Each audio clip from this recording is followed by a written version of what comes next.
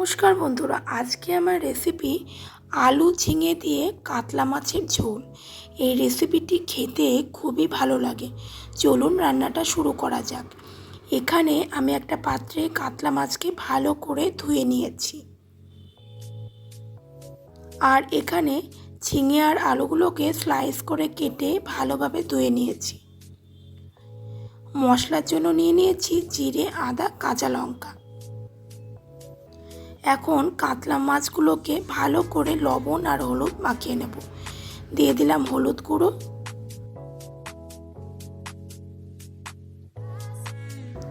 হলুদগুলো মাছের গায়ে ভালো করে মাখিয়ে নেব। দিয়ে দিচ্ছি লবণ।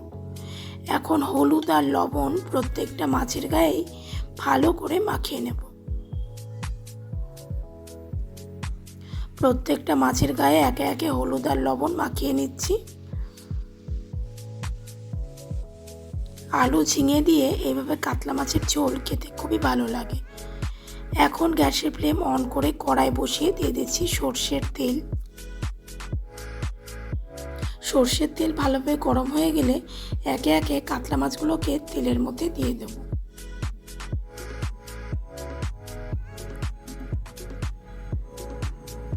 মাছগুলোকে একে একে তেলের মধ্যে দিয়ে দিচ্ছি।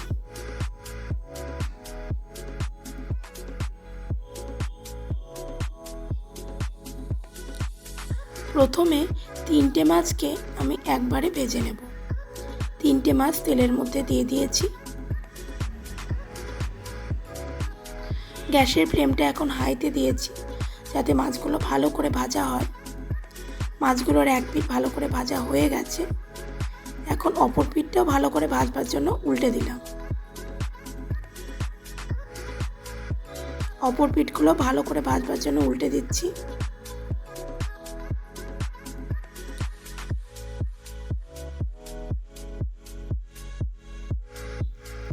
দেখুন বন্ধুরা, এক পিঠ ভালো করে ভাজা হয়ে গেছে।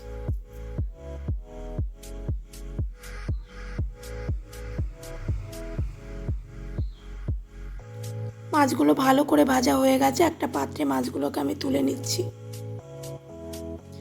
ওই একইভাবে বাকি মাছগুলোকেও আমি একে একে ভেজে নেব। তেলের মধ্যে দিয়ে দিচ্ছি বাকি মাছগুলো। মাছগুলো দু পিঠই ভালো করে ভেজে নেব।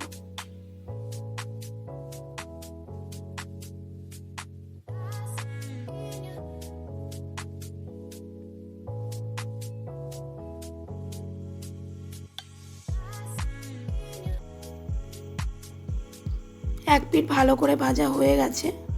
এখন অপর পিঠটা ভাজবার জন্য উল্টে দিয়েছি। অল্প আর একটু তেল দিয়ে দিলাম যাতে অপর পিঠটা ভালো করে ভাজা হয়।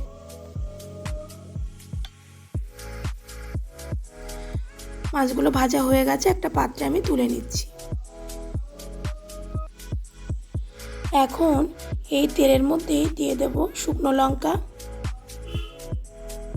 দিয়ে দিলাম তেজপাতা,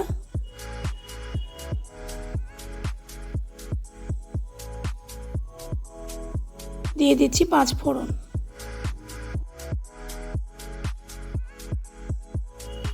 হালকা একটু নেড়ে চেড়ে নিচ্ছি। এখন একে একে দিয়ে দেবো স্লাইস করে কেটে রাখা আলু আর ঝিঙেগুলোকে। আলু আর ঝিঙেগুলো তেলের মধ্যে একে একে দিয়ে ভালো করে ফ্রাই করে নেব। আলু আর ঝিঙে দিয়ে দিলাম।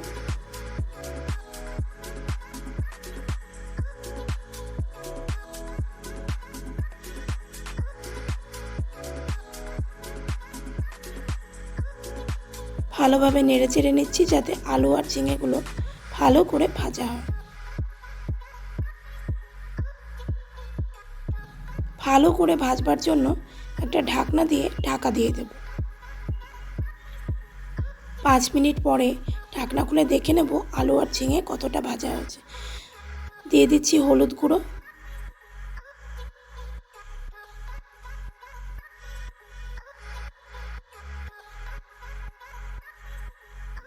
দিয়ে দিচ্ছি স্বাদ মতো লবণ।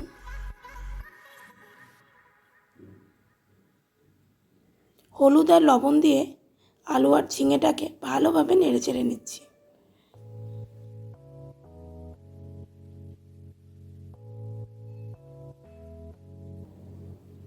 দেখুন বন্ধুরা, ঝিঙে অনেকটাই নরম হয়ে এসছে।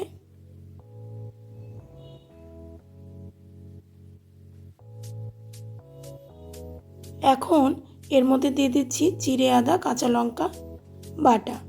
খুব অল্প পরিমাণেই মশলাটা দিচ্ছি।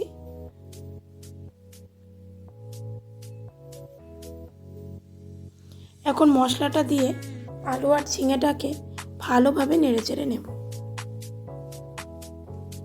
মশলাটা দিয়ে আলু আর ঝিঙেটাকে ভালোভাবে নেড়েচেড়ে নিচ্ছি।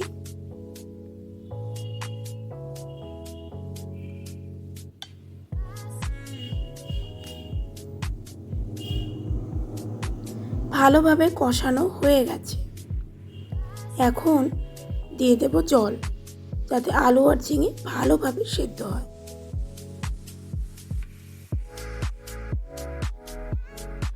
দিয়ে দিলাম জল।